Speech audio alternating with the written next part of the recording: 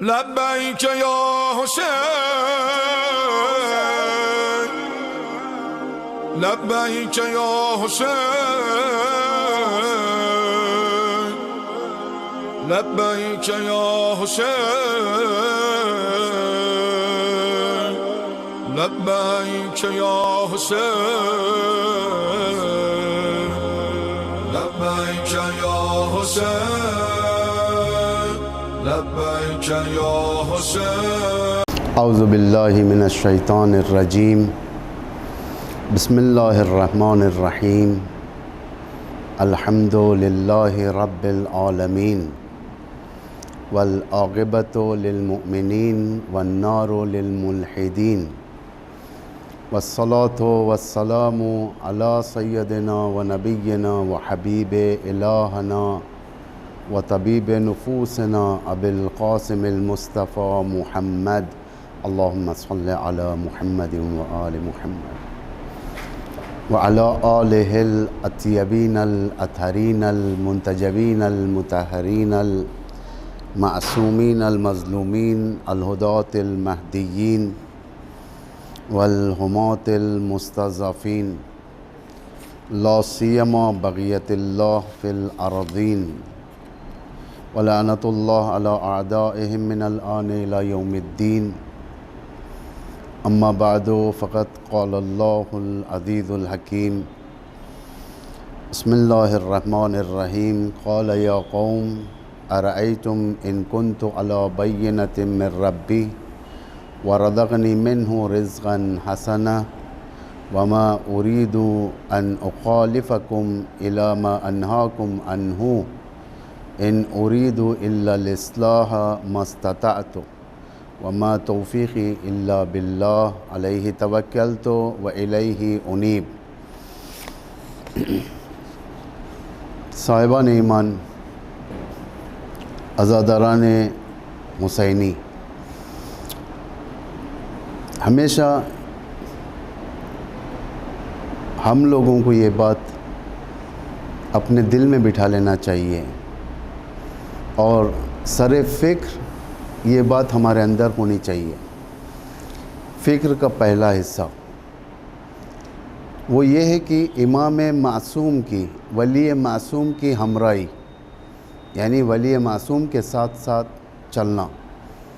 چلنے سے مراد یہ نہیں کہ ہم قدم کے لحاظ سے چلیں، فکر کے لحاظ سے، جیسا کہ ہم زیارتوں میں بھی یہ جملے آئے ہیں، انی معکم معکم لا مع غیرکم، ہم آپ کے ساتھ ہیں، آپ کے ساتھ ہیں، آپ کے علاوہ کسی کے ساتھ نہیں ہیں۔ یہ پارٹی بازی والے جملے نہیں ہیں، یہ ہمراہی کہتے ہیں اس کو، یعنی امام کے ساتھ چلنا، امام کے مشن اور ہدف کے ساتھ رہنا۔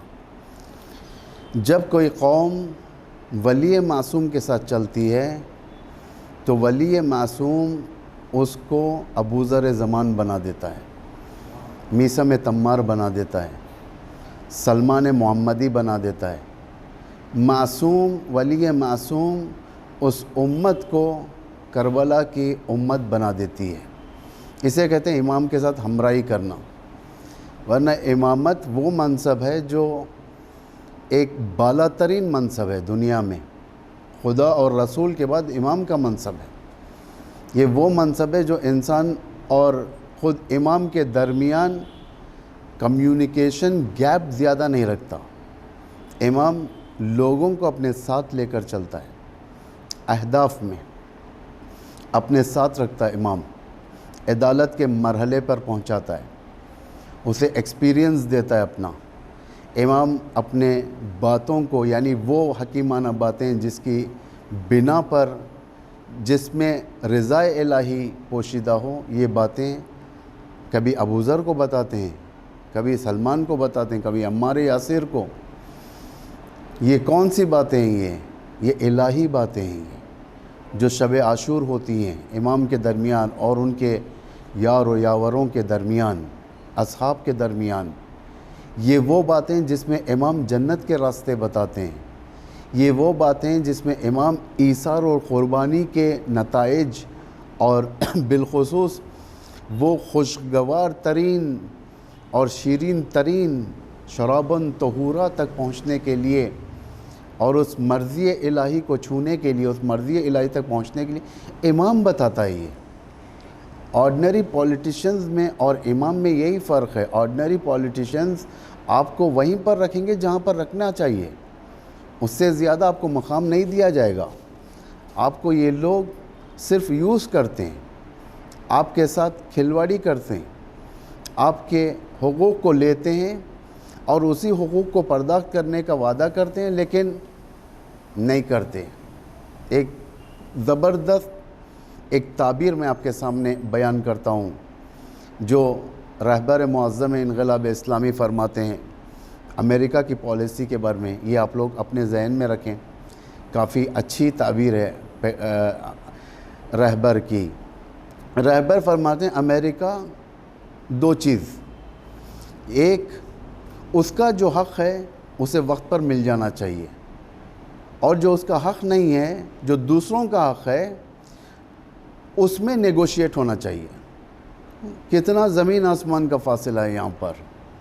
ایک سپر پاور جو دنیا پر حکومت کرنے والا دنیا کی چھوٹی حکومتوں کے ساتھ اتنا ذلیلانہ بیہیویئر رکھتا ہے۔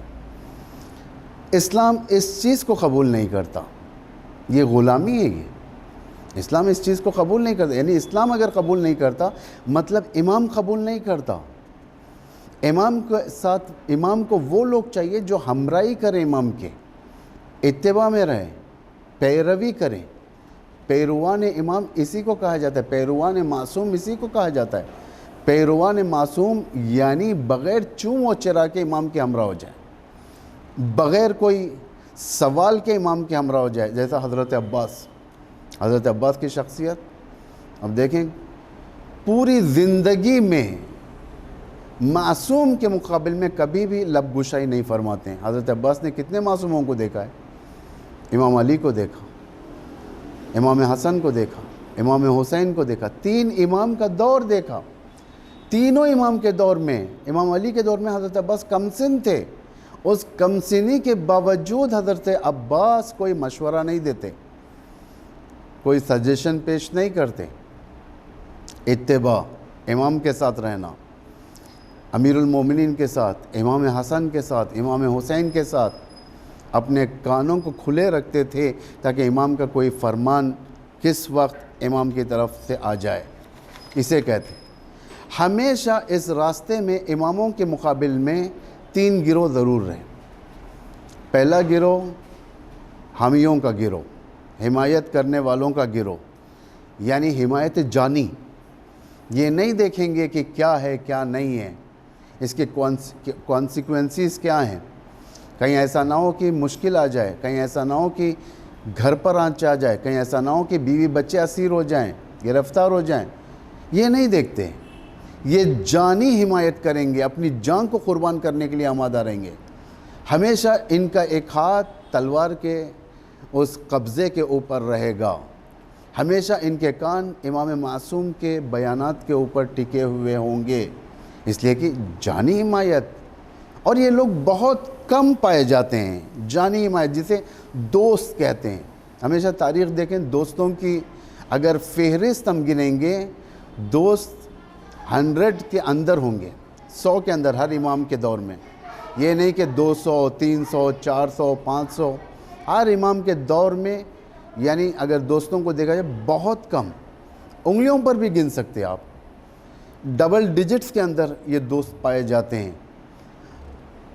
دشمن اگر فیصد، اگر پرسنٹیج کے حساب سے اگر آپ جاننا چاہتے ہیں، 5% سے زیادہ ہر دور میں امام کے دوست نہیں ہیں۔ 5% کتنا ہے؟ آپ خود کربلا میں دیکھیں، آپ کربلا میں ایک طرف 30,000 کا لشکر اور اس کے مقابل میں صرف 72 لوگ، یا 72 سے اور آگے بڑھیں، عورتیں بچے سب اگر ملائیں گے کربلا میں تو تقریباً آپ کو 150 کے قریب ہیں، 148 یا 149، لیکن 150 رکھیں راؤنڈ فگر، 150 کو 30,000 کے سامنے اگر پرسنٹیج میں ڈیوائیڈ کیا جائے، زمین آسمان کا فرق ہے، زمین آسمان کا فرق ہے۔ ولی معصوم کے ساتھ ہر کوئی نہیں چل سکتا، ولی معصوم کے ساتھ چلنا دشوار ترین راستے طے کرنا ہے، اس لیے آسان نہیں ہے کہ یہ کہہ دینا کہ ہم اگر کاش کربلا میں ہوتے تو امام حسین کے پاس ہوتے۔ آج ہی اسی زمین کو، اسی دور کو کربلا بناؤ، زمانے کربلا بناؤ، زمین کربلا بناؤ۔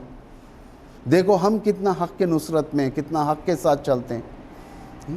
یہ ہوتا ہے دوست 5% کے اندر، دشمن 30% تقریباً، زیادہ ہی تھے 30%، بڑی بڑی حکومتیں۔ پھر وہی مثال، کربلا والی مثال، جنگیں والی مثال، کیونکہ جنگوں کے اندر اس دور میں پیٹ سپاہی نہیں ہوتے تھے، قبیلہ ہی ہوتا تھا۔ مسئلہ کہ اگر ایک سردار کسی جنگ میں کسی طرف جاتا ہے، سارا قبیلہ بغیر چوں و چرا کے وہاں پر پہنچ جاتے ہیں۔ چوں و چرا نہیں کرتے کہ تم کیوں معاویہ کے پاس جا رہے ہو، کیوں علی کے پاس جا رہے ہو، جانا ہوتا ہے انہیں وہاں پر۔ یہ وہ سیاست تھی اس دور کی ہے۔ یہ سیاست جب جس وقت زمین پر امپلیمنٹ ہوئی تو معلوم ہوتا تھا کہ کتنے دشمن ہیں، کتنے دوست ہیں۔ آ جاتے تھے وہاں پر لوگ، ایک ساتھ آ جاتے تھے، سارا قبیلہ آتا تھا۔ ایک قبیلہ جب حجاج بن یوسف ثقفی جب اس شہر میں گیا اس قبیلے سے ملاقات کے لیے، وہ قبیلہ افتخارات کرنے لگا، پراؤڈ کرنے لگا بنی امیہ پر، یعنی بہت زیادہ افتخار تھا۔ حجاج کو خوش کرنے کے لیے کہہ رہا تھا کہ ہمارے قبیلے کے 3 خصوصیتیں ہیں۔ پہلی خصوصیت یہ ہے کہ ہم جنگ صفین میں امیر شام کے ساتھ تھے۔ دوسری خصوصیت یہ ہے کہ امیر شام نے صرف امیر المؤمنین علی ابن ابی طالب پر سب و ستم شروع کیا تھا، یعنی گالی گلوچ کا ایک موومنٹ شروع کیا تھا۔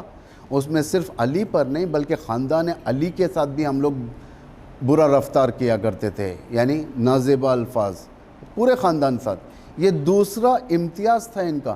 تیسرا امتیاز یہ تھا کہ حسین ابن علی کے جب کربلا میں پہنچنے کی انہیں خبر ملی تھی، انہوں نے کہا تھا کہ ہماری عورتوں نے 100 شتر، غالباً 100 شتر نذر کیا تھا اللہ کی بارگاہ میں، اگر حسین قتل کر دیے گئے تو اس کا گوشت فقراء میں تقسیم کریں گے، یعنی قتل حسین کے لیے نذر کر رہے تھے۔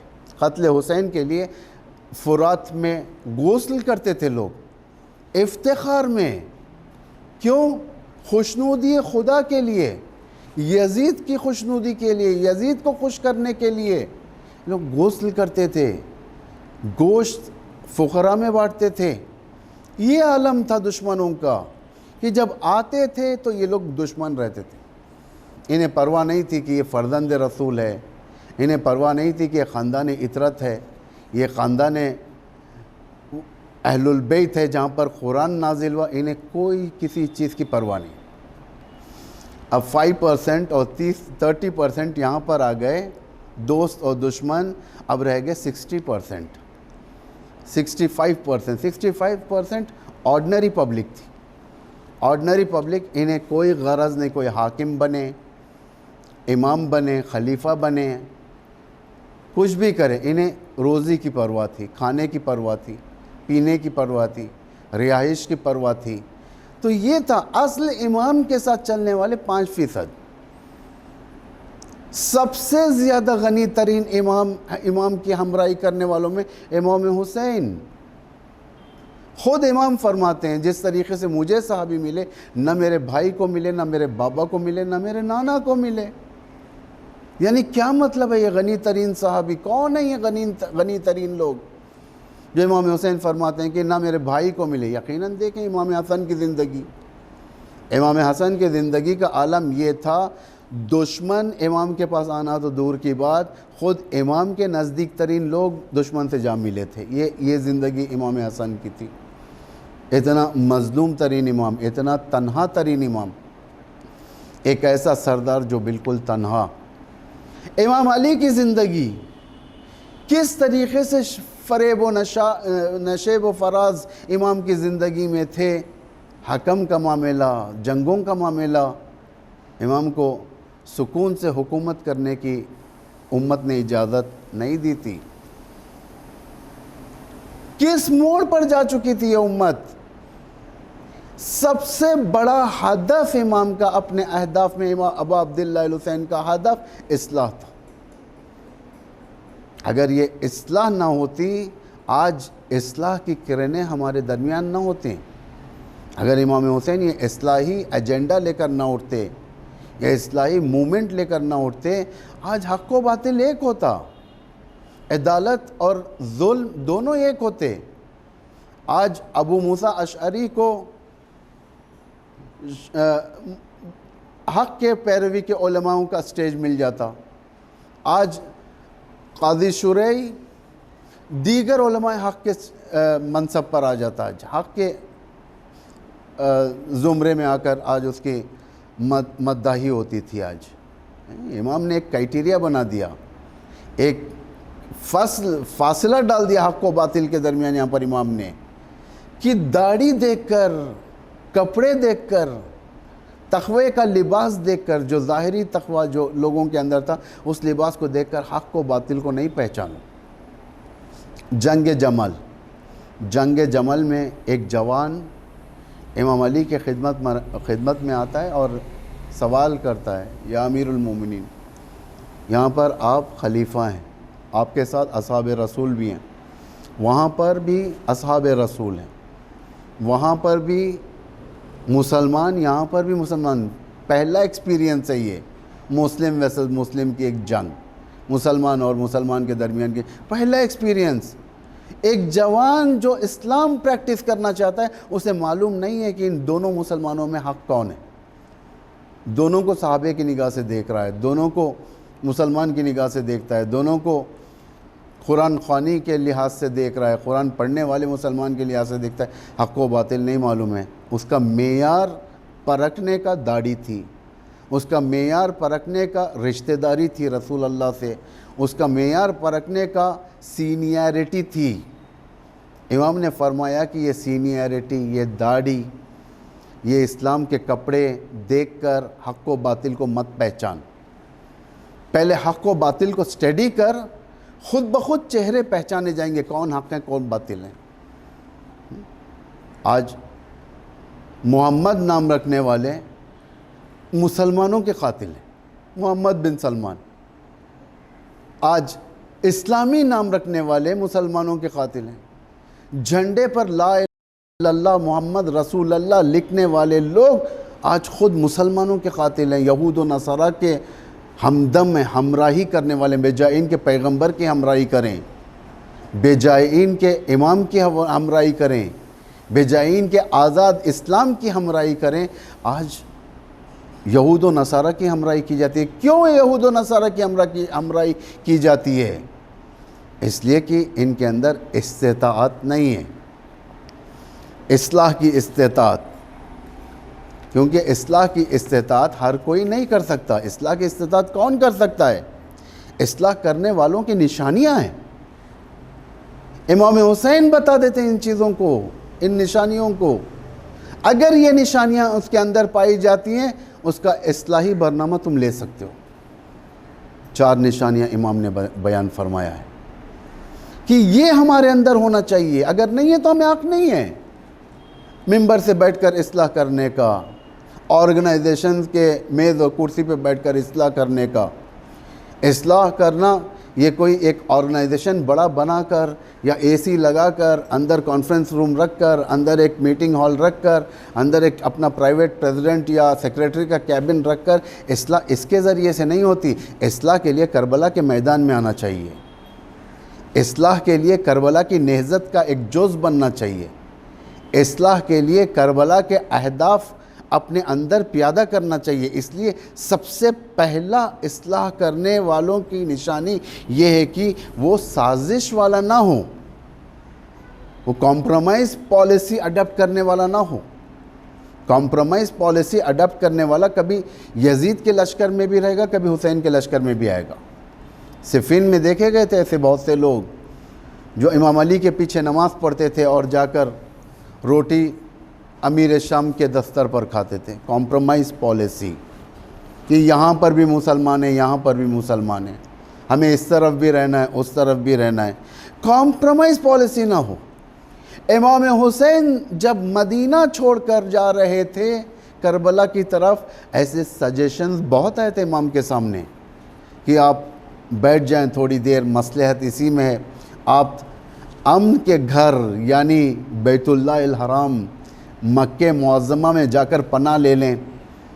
امام نے ان کے سیاستوں کو رد کر دیا، ریجیکٹ کر دیا۔ امام نے کہا کہ نہیں، یہ ہم کمپرومائزنگ پالیسی کے اوپر نہیں چلیں گے، ہمیں اسٹریٹ فارورڈ، مجھ جیسا یزید جیسے کی بیعت نہیں کر سکتا۔ لوگوں نے کی ہے، لوگوں نے کیا ہے، بے عنوان نے کہ یہ کہ تھوڑی دیر کے لیے بیعت کر لی جائے، بعد میں دیکھیں گے سیاست کس موڑ پلٹتی ہے، اس حساب سے ہم بھی اپنا ہدف موڑ لیں گے۔ امام حسین اپنے عمل کے ذریعے سے فرماتے ہیں کہ یہ نہیں ہو سکتا، یہ سازش والی پالیسی امام کے پالیسیز میں سے نہیں ہے۔ ملاحظہ کاری یعنی کنسیڈر کرنا کسی کو۔ محمد حنفیہ ہے، انہوں نے ایک بیان دیا کہ آپ یہ بات کو میرے کنسیڈر کریں کہ میرا مشورہ یہ نہیں، امام نے نہیں کیا یہ بھی۔ تیسرا معاملہ ٹریڈ، ایسے ایسے لوگ تھے، ایک بیعت پر لوگوں کو مزایا ملتے تھے، مزایا یعنی ان کے لیے فیسیلیٹیز ملتے تھے، کسی کو گورنر بناتے تھے، کسی کو پیسہ دیتے تھے، کسی کو زمین، کسی کو جائیداد، اس طریقے کی چیزیں بہت حکومتیں کرتی ہیں معمولاً لوگوں کو خریدنے کے لیے۔ اگر ایک قبیلے کو خریدنا چاہے تو یہ سب کام حکومتوں کے کام ہوتے ہیں، یہ لوگ پیسہ خرچتے ہیں۔ ایک ایمان بیچنے کا کام، ایک ٹریڈ، ایمان بیچنے والا ٹریڈ، یعنی ایک ایسا مقام جہاں پر ایمان کو آسانی سے فروخت کیا جا سکتا ہے۔ کتنے کوڑیوں میں؟ بہت کم۔ کتنی دولت چاہیے ایمان بیچنے کے لیے؟ بعض ایسے ہوتے ہیں جو کم دام پر بیچ دیتے ہیں، ثمناً قلیلا جسے کہا جاتا ہے، ثمناً قلیلا یعنی کم دام پر، کم کوڑیوں پر۔ امام کے ساتھ چلنے والے اپورچونسٹ نہیں ہونا چاہیے، وقت کا فائدہ اٹھانے والا۔ کربلا میں امام کے ساتھ ایسے لوگ نہیں تھے۔ یہ بعض لوگ دیکھتے ہیں کہ کس طرف دیکھیں، جہاں پر جنگ کا پالا بھاری ہونے لگا وہیں پر چلے جاتے ہیں۔ بعض لوگ ایسے ہوتے ہیں کہ جہاں پر مشکل ہوتی ہے وہاں سے ہٹ جاتے ہیں۔ امام کے پاس آنے کے لیے امام یعنی عین مشکلات میں آتے ہیں لوگ، جیسا ہو رہے تھے، اور عین مشکلات میں آئے تھے۔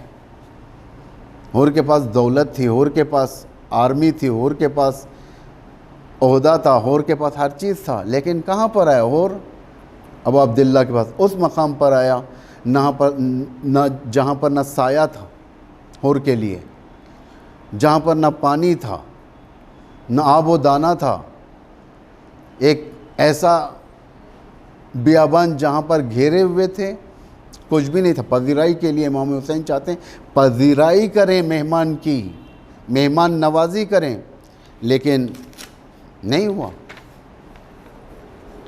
اس مشکلات میں ہمراہی کرنا امام کا، یہ امام کا اصلاح کرنے کا طریقہ ہی ہے۔ امام کے ساتھ ہمراہی یہی لوگ کر سکتے ہیں۔ اصلاح کرنے والا ہم رنگ جماعت نہیں ہونا چاہیے۔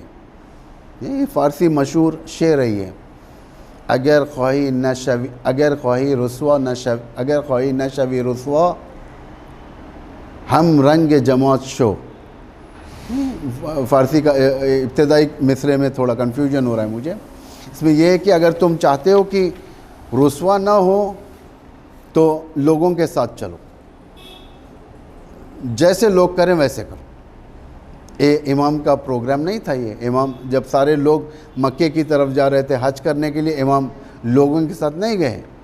امام نے دیکھا کہ حد سے زیادہ روح ہے حج خطرے میں، حد سے زیادہ جو حج کی سینٹٹی ہے وہ خطرے میں ہے، خانہ کعبہ خطرے میں، معنوی خطرے میں۔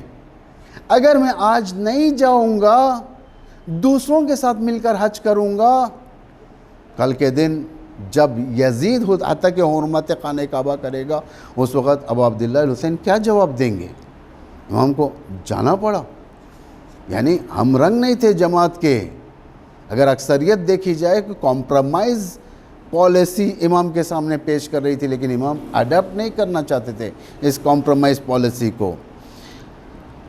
لالچ اور طمع کی بنا پر آپ اصلاح کا پروگرام آگے نہیں بڑھا سکتے. طمع، لالچی ہمیشہ ایک غلامی ہے، یعنی عبد دنیا بن جانا. وہ شخص جو خود دنیا کا غلام ہو جائے، دنیا پرست ہو جائے، جو خود عبد دنیا بن جائے، وہ دوسروں کو کیا آزادی بتائے گا؟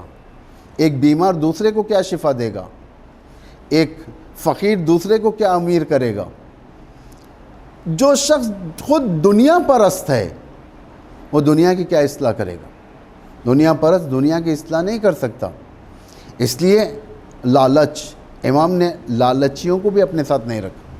یعنی کتنا دقیق کربلا ہی ہے یہ. کربلا صرف اور صرف ایک سٹوری ٹیلنگ نہیں ہے کہ جس طریقے سے ہر سال ایک اینیورسری منایا جائے، ایک کربلا کے بارے میں بیان کیا جائے، پھر رو لیا جائے. اگر ایسا ہے تو بہت سارے لوگ ہیں جو سینٹرز میں، بعض اسلامی سینٹرز میں جاتے ہیں، بڑے عہدے دار امام حسین کے مصائب پڑھتے ہیں اور سب آواز نکال کے روتے ہیں. اس کا نام کربلا ہے. کربلا ایک عملی جگہ ہے جہاں پر یقیناً ایک عاطفی پہلو سے رونا بھی ہے، عاطفی پہلو سے، لیکن کربلا بہت دقیق ہے. کربلا بہت حساس ہے. اس کربلا کے ساتھ ہر کوئی نہیں چل سکتا. یہ وہ محرم ہے. محرم اسی لیے محرم ہے. محرم ہر سوء قصد کرنے والے کے منہ کو بند کر دیتا ہے. ظالم کے جنازے پہ آخری کیل ہوتی ہے محرم. ظالم کے جنازے پہ، کیونکہ ظالم کو محرم سے بڑا بہت زیادہ گھبراہٹ ہے. ظالم ہر چیز برداشت کر سکتا ہے لیکن محرم نہیں برداشت کر سکتا. ولایت برداشت نہیں کر سکتا ظالم. عید غدیر ظالم کو برداشت نہیں ہے. الیوم یئس الذین کفروا، عید غدیر کے موقع پر ہے. نہیں، قرآن کہہ رہا ہے سورہ مائدہ میں، آج کا دن کافر مایوس ہوا ہے، کفر مایوس ہوا ہے، یعنی سسٹم مایوس ہوا ہے، برداشت نہیں کر سکتا ولایت. غدیر کو دبانے کی بہت کوشش کیا، غدیر دبا دیا. اب دشمن نے چاہا کہ عاشورے کو بھی ختم کر دیں. یہ ختم ہونے والا نہیں ہے. عاشورہ دنیا کے کونے کونے میں پھیل چکا ہے. اصلاح حسینی سب سے بڑا انقلاب ہے یہ پیدا کرنے والا اندر. اسلامک نظام اسلامی یعنی اسلامی سسٹم. صرف آپ یہ مت سمجھیں کہ ایک حکومت کر سکتی ہے کام، یا کسی خاص خطے میں یا کسی خاص زمین پر. نظام اسلامی ہم اپنے وجود میں داخل کرنا ہے. نظام اسلامی ہماری روح کے اندر ہونا چاہیے. نظام اسلامی کس وقت ہمارے اندر کارآمد ہوگی؟ اس وقت جب اصلاح حسینی کا انقلاب ہمارے اندر ہو، ورنہ نظام اسلامی کام نہیں کرنے والا. ایک انسان دوا کھائے لیکن پرہیز نہ کرے، دوا کام نہیں کرنے والی. ایک انسان دوا استعمال کرے، جو دوا استعمال لیکن پرہیز نہیں کرتا، اسے کیا دوا اثر کرے گی؟ اسے طبیب بھی صحیح نہیں کر سکتا. اسلامی نظام اپنے اندر اس وقت تک فائدہ نہیں پہنچا سکتا جب تک اندر انقلاب نہ آ جائیں، فکر میں انقلاب نہ آ جائیں. سب سے بڑا نظام جو اندر انقلاب پیدا کرتا ہے وہ کربلا کا نظام ہے. بہت مؤثر نظام ہے. کس سے اندازہ لگایا جائے؟ دشمن کے بھڑکنے کے لحاظ سے. دیکھو کہ دشمن کس پر زیادہ بھڑک رہا ہے، دشمن کس سے زیادہ بیتاب ہے، دشمن کس نہضت کے خلاف ہے. اب دیکھیں آپ کہ کس طریقے سے اربعین کے خلاف دنیا نے ایک مہم چلائی تھی، ابھی بھی چلا رہی ہے اربعین کے خلاف. یعنی اربعین سے دشمنی ہے، کربلا سے دشمنی ہے. کیسے اس دشمنی کو لوگوں کے اندر ٹرانسفر کریں؟ نہضتوں کے ذریعے سے، باطل نہضتوں کے ذریعے سے. ورنہ اتنا آسان نہیں ہے کربلا کے لیے. جب اس عظیم مرحلے پر آ جائے گا انسان اپنے اندر انقلاب اور نظام اسلامی کو مستحکم کر لے گا، ہمارے کام کے یا اس نہضت کے عظیم ترین جز وقت کا امام بن جاتا ہے. عظیم ترین جز بنتا ہے وقت کا امام. خود قرآن کی آیت ہے ان تنصروا اللہ ینصرکم ویثبت اقدامکم. اگر تم اللہ کی مدد کرو گے اللہ تمہاری مدد کرے گا، تمہارے قدموں کو ثابت قدم کر دے گا اللہ. یہ اللہ کی سیاست ہے، سیاست الہیہ. یہ یعنی ہم کتنا اس نہضت کے نزدیک ہیں کہ ہم اس دین کی مدد کریں. کس کے ذریعے سے مدد کریں؟ اپنے حالات کے ذریعے سے، اپنی کارکردگی کے ذریعے سے، امام کی ہمراہی کے ذریعے سے. امام کا ہمراہ ہونا کوئی معمولی بات نہیں ہے یہ. اسی لیے دعاؤں میں تاکید کی گئی ہے کہ آپ امام کے ساتھ رہنے کے لیے، یعنی دعائیں، بہت ساری دعائیں ماثورہ جو اماموں سے خود وارد ہیں کہ کس طریقے سے امام کے ساتھ ہمراہی کرنا. اس مرحلے کے لیے، اس مرحلے کے بعد انسان خود ساختہ بغیر منفعت کے کربلا کی حفاظت کرنے کا ذمہ دار ہو جاتا ہے. یعنی کربلا اب یہ حفاظت کرے گا. کس کے ذریعے سے حفاظت کرے گا؟ مجالس کے ذریعے سے حفاظت کرے گا. یہ روزے خوانی، مجالس، مرثیہ خوانیاں، اس کے ذریعے سے دین کی حفاظت کرے گا. مجالس کیا ہیں پہلے ہم دیکھیں. آج مجالس ایک پارلیمنٹ ہے جس کے اندر اصلاحی نظام اور انسان سازی کی برنامگی ہوتی ہے. اصلاحی نظام، انسان سازی، فرد سازی، معاشرہ سازی، خانوادہ سازی، جہان سازی، دشمن شکنی، آنے والے حملوں کو روکنا، دشمن کے عقیدتی حملے بہت ہیں. آج محرم سے دشمنی کرنے والے دنیا کے اندر بہت ہیں. فتوے نکلتے ہیں باقاعدہ محرم کے خلاف، عاشورے کے خلاف، عاشورائیوں کے خلاف. تنظیمیں ٹھہر جاتی ہیں اسے کاؤنٹر کرنے کے لیے، کربلا کو کاؤنٹر کرنے کے لیے، اس مجالس کو کاؤنٹر کرنے کے لیے.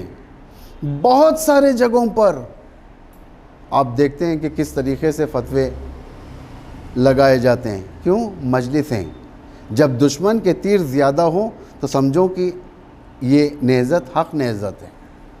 یہیں کے ذریعے سے اصلاحی نہضت پائی جا سکتی ہے. یعنی مجلس ایک ڈائریکشن دیتی ہے انسان کی زندگی میں.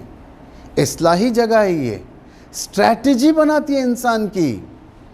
صرف اور صرف ایک گھنٹہ گزار کر چلے جانے کا نام مجلس نہیں ہوتا.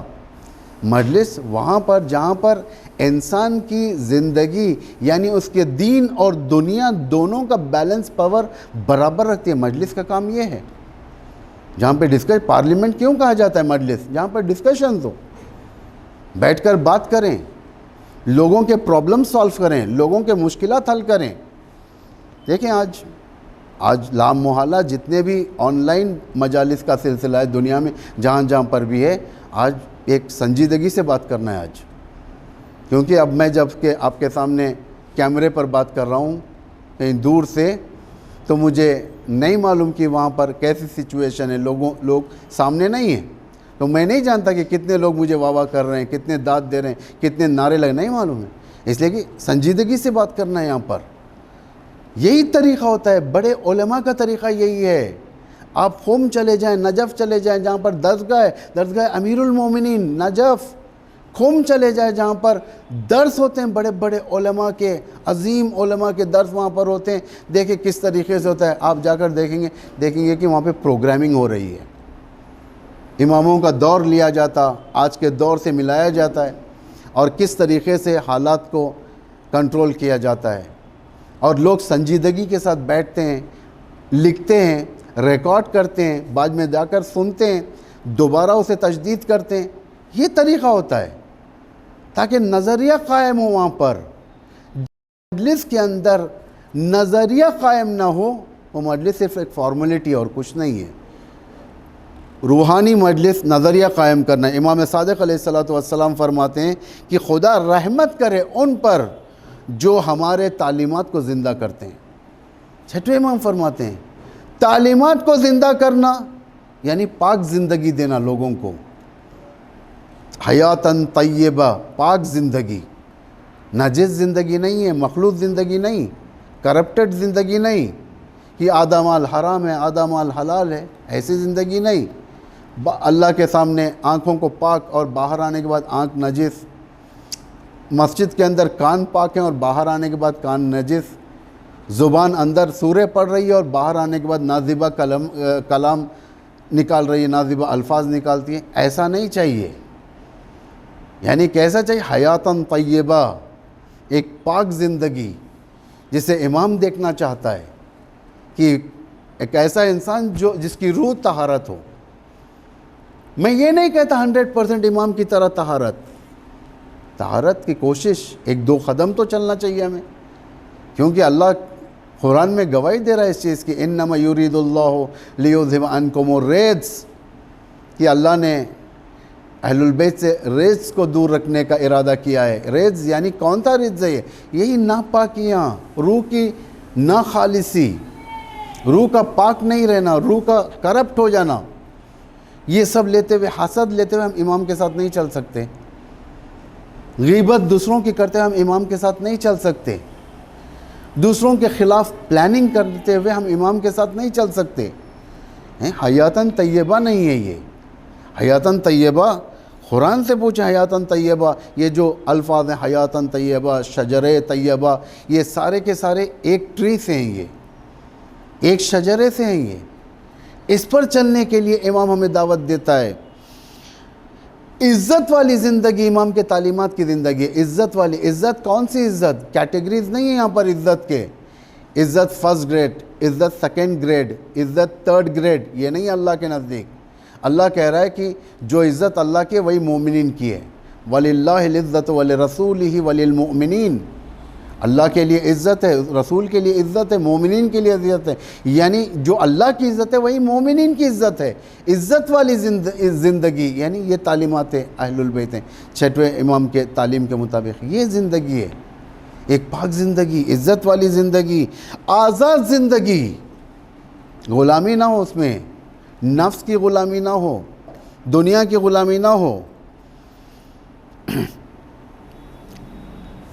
دنیا کی غلامی نہ ہو جس میں امام فرماتے ہیں، خود امام حسین فرماتے ہیں کونوا احراراً. اگر تمہارے پاس دین نہیں ہے آزاد زندگی کرو.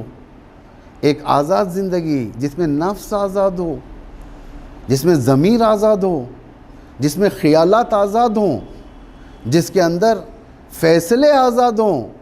غلام کی زندگی نہیں ہے. عبید الدنیا جسے امام نے فرمایا، الناس عبید الدنیا، لوگ دنیا کے غلام ہیں. علم و عمل کی زندگی کیسے پتہ لگا؟ علم و عمل کی زندگی، کیونکہ اہل البیت خود فرماتے ہیں، امام علی خود اہل البیت کی تعریف فرماتے ہیں.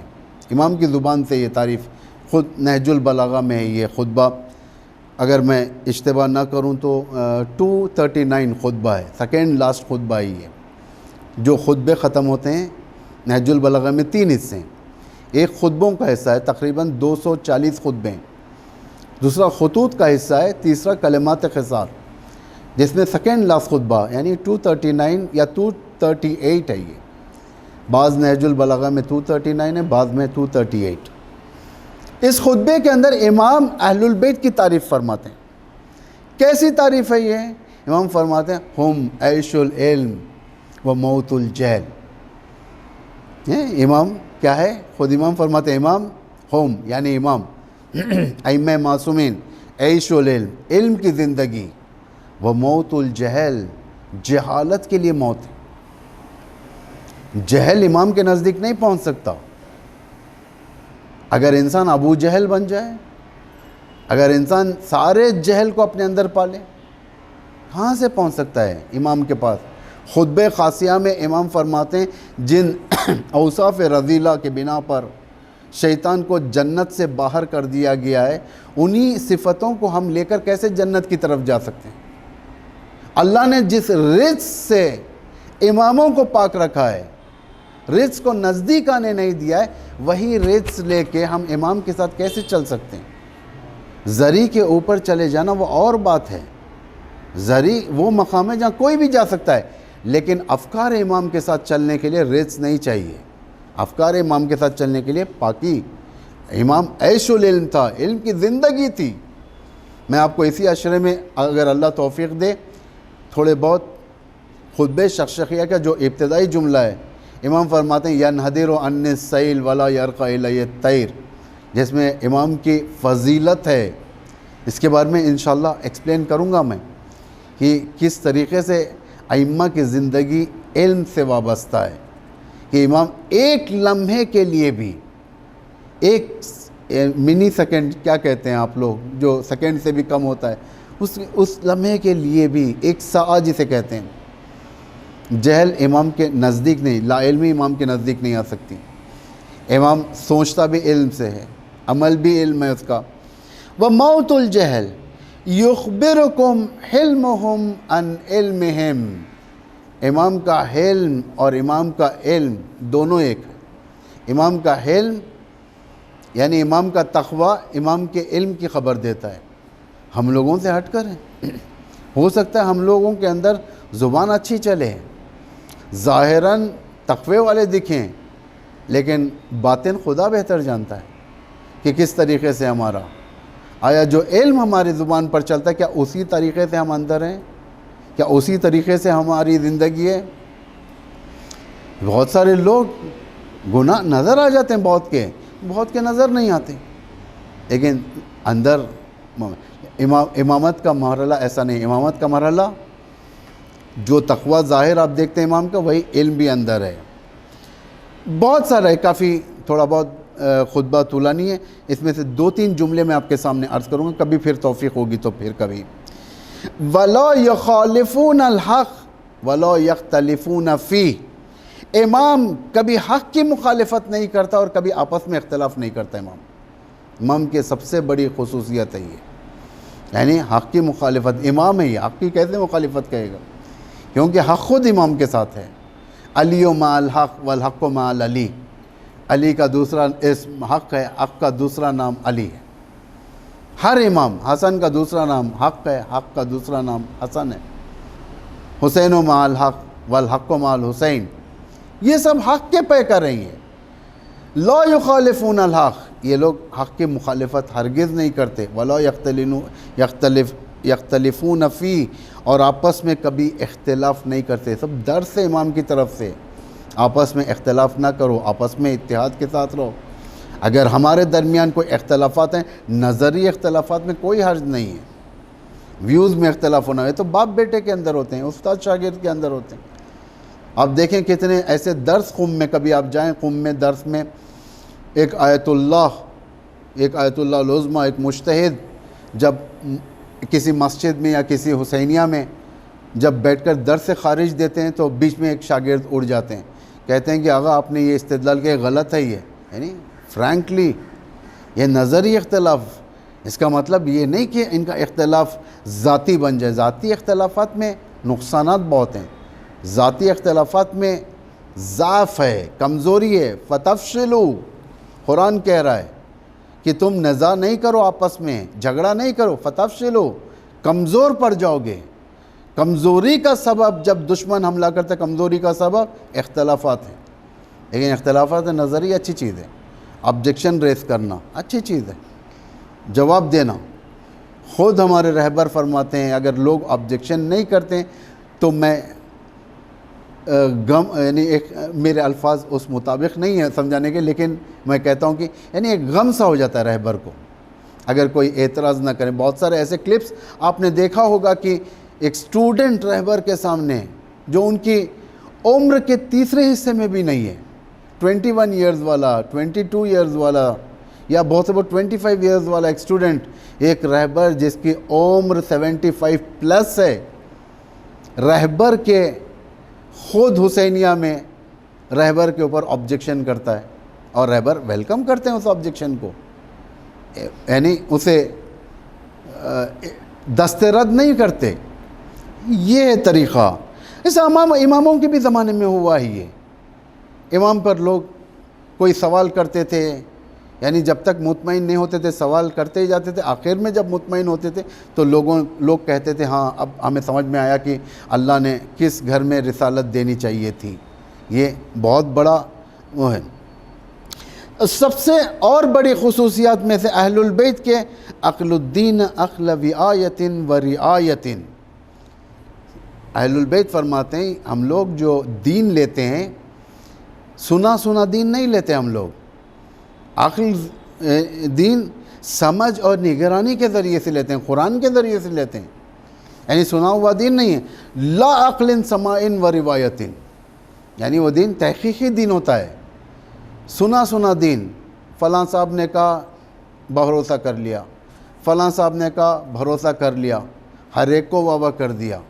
جو بھی فکر ممبر پر آ جائے اسے واہ، جو بھی فکر آ کر کچھ بھی کہہ دے اسے واہ. یعنی یہ سماعی ہر ایک سے سن کر لینا. لیکن اہل البیت ایسے نہیں ہیں. اہل البیت فرماتے ہیں کہ ہم تحقیقی دین رکھتے ہیں، ہم دلائل کے ساتھ بات کرتے ہیں. چھٹویں میں ہم فرماتے ہیں نا نحن ابناء الدلائل، ہم لوگ دلیلوں کے فرزند ہیں، بغیر دلیل کے ہم بات نہیں کرتے. دلیل یہاں بھی واہ کیا، وہاں بھی واہ کیا، باطل کو بھی. بعض ایسے کیریکٹرز کوفے میں تھے جب تک امام علی تھے امام علی کو واہ کرتے تھے، امام علی کے بعد امام حسن کو واہ کیا. جیسے امام حسین وہاں سے چلے گئے انہیں احساس تک نہیں ہوا کہ حق جا رہا ہے باطل آ رہا ہے. امیر شام آئے، امیر شام کو واہ کیا، پھر عبید اللہ ابن زیاد کو واہ کیا، مختار کو واہ کیا، عبداللہ مصعب کو واہ کیا. یعنی ہر ایک کو واہ کرنا ان کا کام ہوتا ہے، ہر ایک کو. امام فرماتے ہیں یہ ہماری پالیسی نہیں ہے. ہماری پالیسی ہر ایک کو واہ والی نہیں ہے. عقل الدین عقل وعایت و رعایت. ہماری پالیسی یہ پالیسی ہے کہ ہم واہ ہر ایک کو نہیں، یعنی تحقیقات کو ہی کریں گے. اس لیے امام دیکھیں جن کے بارے میں نظریہ قائم کرتے ہیں ائمہ علیہم السلام، بہت اچھا نظریہ ہوتا ہے. ابو ذر زیادہ تعریف کرتے تھے، ابو ذر زیادہ اہل البیت کا دم بھرتے تھے، تو امام نے یہ نہیں کہا کہ ابو ذر منا اہل البیت، سلمان منا اہل البیت. ان کے کوالٹیز کے بنا پر کہا سلمان منا اہل البیت. کیوں؟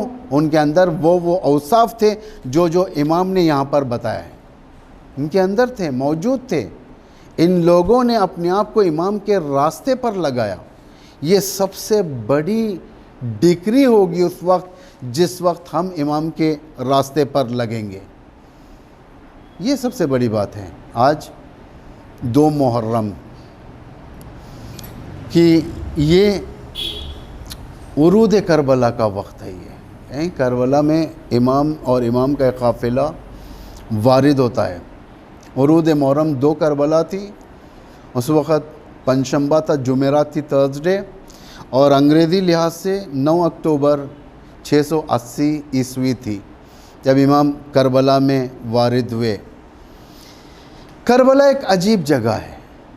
کربلا زمین ایک ایسی جگہ ہے جہاں پر پتھریلے زمین اور فرات سے لگی ہوئی زمین، ایک ایسی زمین جہاں پر نشیب و فراز زیادہ ہیں، گودال زیادہ ہیں. ایک جگہ جائے گا انسان پہاڑی ایک ٹلہ ہوگا، پھر ایک ایسی جگہ آ جائے گا کہ وہاں پر نشیب زیادہ گودال ہوگا، وہاں پر ایک گڈھے کی طرح ہوگا. اس لیے دونوں مثالیں آپ کو کربلا میں ملیں گی. امام حسین کو جب گرایا تھا گڈھے والی جگہ تھی، گودال تھا وہ جہاں پر امام حسین کو گرایا تھا. تلہ خود تلے زینبیہ سے آپ کو اندازہ لگے گا، ایک پہاڑی کی چوٹی، ایک چھوٹی سی پہاڑی جو زمین پر ہی، وہاں پر ٹھہر کر، تلے پر ٹھہر کر. آپ نے سنا ہے مصائب میں کہ حضرت زینب آواز دیتی تھی کہ اے عمر سعد میرا ماجا ذبح ہو رہا ہے اور تو دیکھ رہا ہے. یعنی یہ مقام تھا کربلا کا. شوردار زمین، ایک ایسی زمین جہاں پر لوگ زیادہ نہیں ٹک سکتے، زیادہ وہاں پر رہنے کی زمین نہیں تھی، گرمی، اس کی تپش، زمین کا گرم ہو جانا، وہاں کے لوگ وہاں کی گرمی برداشت نہیں کر سکتے تھے۔ سب سے نزدیک ترین نقطے پر کربلا کے جو آبادیاں تھی وہ چند کلومیٹر دور پر تھی، وہ قبیلے بنی اسد، قبیلے بنی اسد۔ اسی تقریر کے ابتدا میں نے کہا تھا، کیا یہ جان دینے والے دوست تھے، جان لینے والے دشمن تھے، اور نیوٹرل گروپ؟ اس کی ایک مثال یہ بھی ہے، قبیلے بنی اسد ہے۔ بنی اسد میں ابا عبداللہ پر جان دینے والے لوگ خود حبیب ابن مظاہر اور مسلم ابن اوسجہ، یہ بنی اسد قبیلے سے تھے۔ یہ وہی بنی اسد قبیلہ ہے جسے امام حسین نے جس سے زمین خریدی تھی، یہ وہی بنی اسد ہے، جس میں سے مسلم ابن اوسجہ اور حبیب ابن مظاہر تھے۔ بنی اسد سے بدترین لوگ بھی تھے حرملہ، جو حضرت عباس کو تیر مارا تھا، علی اصغر کو تیر مارا تھا، شیرخوار علی اصغر پر تیر چلایا تھا، اور خود قلب مبارک ابا عبداللہ پر تیر مارا تھا۔ یعنی بدترین لوگ، امامت کی جان لینے والے، ایک امامت کو جان دینے والے، ایک امامت کی جان لینے والے۔ تیسرا گروہ جو نیوٹرل تھا، نہ یزید کے ساتھ نہ ابا عبداللہ کے ساتھ جنگ میں نہیں تھے یہ لوگ، جسے امام نے وصیتیں کہ کم از کم تم لوگ آؤ ہمارے جنازے کو دفن کر دو، یہ اس کے لیے بھی راضی نہیں تھے آنے کے لیے۔ ان کی عورتیں حل وغیرہ لے کر آئیں، اور آنے کے بعد کربلا میں دیکھا جنازے، بہت متاثر ہوئیں جنازوں سے، کافی روئیں، گریہ کی۔ پھر اپنے دوبارہ قبیلے میں جا کر انہوں نے مردوں کو غیرت دلایا تھا کہ چلو رسول کا نواسہ بے گور و کفن کربلا میں، اور تم لوگ یہاں بیٹھے ہو۔ کس نے؟ عورتوں نے، بنی اسد کی۔ بنی اسد کے اندر تینوں کیٹیگریز ہیں، سخت دوست بھی ہیں امام کے، سخت دشمن بھی ہیں، نیوٹرل جو ہماری جان پیاری ہے۔ میں اگر ان کی ہسٹری پڑھی جائے تو یہ لوگ یزید کے ہی خوف سے بعد میں پھر امام کے ہدایات سے، امام زین العابدین کے ہدایات سے ایک ایسی جگہ جا کر انہوں نے بسایا جو آج تک چلتے ہوئے آ رہے ہیں۔ یہ آج بھی ساری چیزیں لے کر کربلا پہنچتے ہیں۔ عاشور کے بعد 12ویں دن ان کے ہاتھ میں پھوڑا ہوتا ہے، بیلچا ہوتا ہے، یعنی جو چیزیں یہ قبر بنانے کے لیے ضرورت پڑتی ہیں یہ آج بھی کربلا لے کر آتے ہیں۔ اس دن ان کا جلوس آتا ہے اور کافی استقبال ہوتا ہے، بڑی عقیدت والا جلوس ہوتا ہے ان کا، اور یہ ہر قسم کا تعزیہ ان کے پاس ہے۔ قبیلہ بنی اسد جو آج تک موجود ہے، ہر قسم کا تعزیہ ہے، جس میں سے ایک تعزیہ ان کا جو مشہور ہے وہ یہ ہے کہ کربلا کے میدان میں یہ زیادہ رونے کے لیے دو چیزیں جو دشمن نے ابا عبداللہ الحسین کے تن سے جدا کیا، یہ آج بھی تعزیے میں رکھتے ہیں۔ یہ ایک ابا عبداللہ الحسین کا پیراہن، اور دوسرا ابا عبداللہ الحسین کی انگوٹھی، جو دشمن نے پیراہن کو بے دردی سے نکالا۔ پرانا پیراہن تھا، کوئی نیا پیراہن نہیں تھا، یہ پرانا تھا، لیکن بے دردی سے نکالا، اور انگوٹھی انگلی میں تھی، نکل نہیں رہی تھی انگوٹھی، اس انگلی کو ظالم نے خود انگوٹھی کے ساتھ الگ کر دیا۔ یہ ظلم، یہ آج بھی یہ لوگ اپنے تعزیوں میں رکھتے ہیں۔ کربلا پہنچتے امام، چند چیزیں یہاں پر ذکر ہیں جو ہر سال معمولاً مصائب میں پڑھے جاتے ہیں۔ اس زمین پر پہنچنے کے بعد سب سے پہلی چیز جو ہوئی، قافلے والے جتنے تھے وہاں پر، ان کے دل گھبرانا شروع ہو گئے، ایک غربت کی زمین نظر آنے لگی، ایک ایسی زمین جہاں پر ایسا لگ رہا تھا کہ مصائب و آلام، جہاں پر مصیبتیں، کل میں نے کہا تھا مصائب میں کہ یہ وہ زمین ہے جہاں پر ہر نبی گریہ کے، ہر نبی کا آنسو اس زمین کے اوپر ہے، ہر نبی کی یاد اس زمین سے وابستہ ہے۔ امیر المومنین کے سجدے اس زمین پر، خود امام حسن کے سجدے، امام حسین کا سجدہ ہے۔ سب سے پہلے گھوڑے سے اترتے امام، گھوڑے بدلنا، جب گھوڑا آگے نہیں بڑھ رہا تھا تو امام نے 7 گھوڑے بدلے، 7واں بدلا، تھوڑی دیر آگے بڑھا، گھوڑا رک گیا، پھر امام خود گھوڑے سے نیچے تشریف لاتے ہیں، زمین کی طرف جاتے ہیں، اپنے ہاتھ سے مٹی اٹھاتے ہیں، سونگتے ہیں اور دوبارہ ڈال دیتے ہیں، فرماتے ہیں انا للہ و انا الیہ راجعون، ہم خدا کی طرف سے اور خدا کے پاس ہی ہمیں لوٹنا ہے۔ عزیزوں، ایک مقام پر یہاں پر رک کر بتا دوں کہ مدینے سے کربلا تک جو امام پہنچے ہیں، جتنی خبریں امام کو ملی ہیں سب امام کو دل توڑنے والی خبریں تھیں۔ کہیں پر شیعوں پر ظلم کی خبریں، کہیں پر ساتھیوں کے شہادت کی خبریں۔ اس میں سے ایک خبر قیس بن مسحر سیداوی قیس بن مسحر ایک صحابی تھے جو ابن زیاد کے حکم سے شہید کر دیے گئے۔ جب امام کو یہ خبر ملی کربلا میں، اس وقت امام کربلا کی مٹی کو ہاتھ میں لیے ہوئے تھے، انا للہ پڑھتے امام، خبر دی جاتی ہے کہ قیس بن مسحر کو شہید کر دیا گیا۔ امام دعا کرتے ہیں، گریہ فرماتے ہیں، دعا کرتے ہیں اللہم اجعل لنا ولشیتنا منزلا کریما عندک۔ امام فرماتے ہیں خداوندہ ہمیں اور ہمارے شیعوں کو تیرے نزدیک ایک کریم منزل عطا کر، کیونکہ امام کو یہ خبریں مل رہی تھی، قیس بن مسحر کی شہادت کی خبر، مسلم ابن عقیل کی شہادت کی خبر، ہانی ابن عروہ کی شہادت کی خبر۔ کربلا کے میدان میں ایک سے ایک مصیبت امام کی طرف تیزی سے گامزن تھی، تیزی سے آگے بڑھ رہی تھی۔ امام اس عالم میں وارد ہوئے کربلا میں جبکہ آپ کے تن مبارک پر رسول کا پیرہن تھا، رسول کی عبا تھی، رسول کا عمامہ تھا۔ عبید اللہ ابن زیاد نے حور کو لشکر دے کر بھیجا، کہا کہ جاؤ حسین کو روک لو۔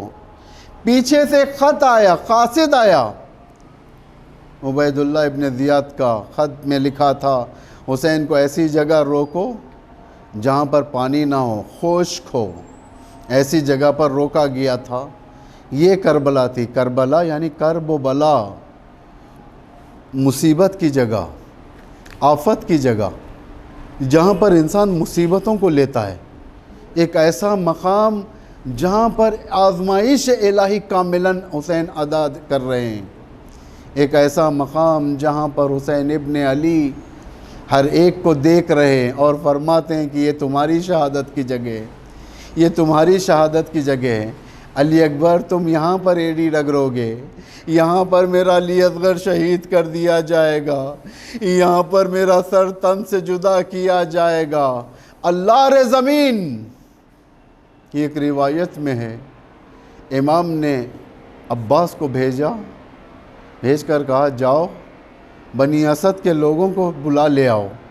سارے بنی اسد کے لوگ آ گئے، ایک ایک پہلے مرد امام کے خیمے میں داخل ہوئے، امام انہیں بٹھاتے ہیں، فرماتے ہیں اے بنی اسد کے قبیلے والو، تمہارا ہمارا پرانا رشتہ ہے۔ یقیناً تھا، یہ امام علی کے چاہنے والے تھے، یمن سے آنے والے لوگ تھے، امام پر فدا ہونے والے لوگ تھے۔ امام نے فرمایا کچھ عہد لینا چاہتا ہوں تم سے، کچھ ذمہ داریاں تمہیں دینا چاہتا ہوں، بتائیے ابن رسول اللہ ایسے کون سی ذمہ داریاں ہیں؟ امام فرماتے ہیں عاشور کے دن ہمیں شہید کر دیا جائے گا، ہاں تم بعد میں آنا، ہمارے جنازوں کو دفن کر دینا، مٹی پر رہنے نہ دینا۔ بس ان کا وقت ختم ہوا تو امام نے چلا دیا، کہا کہ ان کی عورتوں کو بھیجا جائے۔ بھیجا گیا تو ان سے کہا جب ہمارے جنازے کربلا کے زمین پر ہو، تمہارے مرد دفن کرنے کے لیے نہ آئے تم آنا پانی لینے کے بہانے سے ہمارے جنازوں پر مٹی کو ڈال دینا۔ اللہ اللہ، آخری نوبت آئی، بچوں کو جمع کیا، کس عالم میں تھا؟ حسین کے ہاتھوں میں شیرخوار بچہ تھا، بچوں کو نزدیک کیا، شاید ان کی زبان میں کہا ہوگا، اے بچوں، جب یہ بچہ نہیں رہے گا، علی اصغر نہیں رہے گا، تم کھیلنے کے بہانے سے آنا، ہمارے جنازوں پر مٹی ڈال دینا۔ بس یہ 2 محرم تھی، لیکن جب 11 محرم آئی، حسین کا جنازہ کربلا میں بے گور و کفن، کوئی دفن کرنے والا نہ تھا۔ الا لعنت اللہ علی القوم الظالمین، سیعلم الذین ظلموا ای منقلب ینقلبون۔ خداوند اسلام و مسلمین کی حمایت و نصرت فرما، جہاں جہاں پر بھی مومنین ہیں ان کی جان مال عزت آبرو کی حفاظت فرما، فلسطین کی حفاظت فرما، یمن کی حفاظت فرما، مجاہدوں کی نصرت فرما، پروردگارہ افغانستان کی حفاظت فرما، وہاں کے مومنین کی حفاظت فرما، جو مومنین بعض شہروں سے در بدر ہو چکے ہیں، پروردگارہ تجھے واسطہ محمد والے محمد کا انہیں ان کے گھروں تک لوٹا، ان کی جان و مال و عزت آبرو کی حفاظت فرما، اسلام و مسلمین کو، پرچم اسلام و مسلمین کو سربلند فرما، پرچم کفر و نفاق کو سرنگون فرما، علماء اعلام مراجع تقلید بالخصوص رہبر معظم انقلاب اسلامی کو طول عمر عطا فرما، امام کے ظہور میں تعجیل فرما۔ ربنا تقبل منا انک انت السمیع العلیم۔ ماتم حسین۔